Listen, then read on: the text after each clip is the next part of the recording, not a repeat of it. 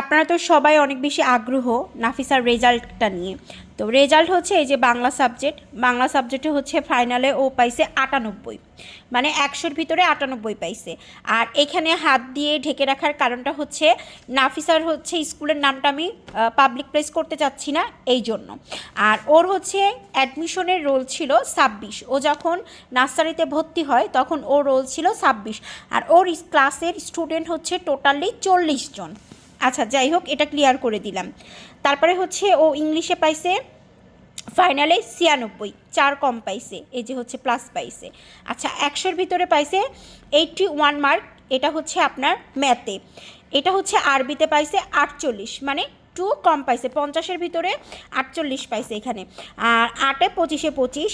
তারপরে হচ্ছে আপনার এটা ছিল 22, এটাতে 22-এ 22ই পাইছে।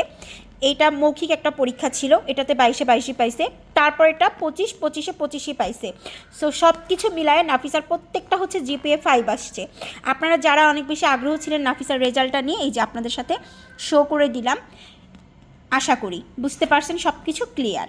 আর আসি নাফিসার বর্তমান রোলের বিষয়ে। বর্তমান রোল হচ্ছে 1 থেকে 10-এর ভিতরেই।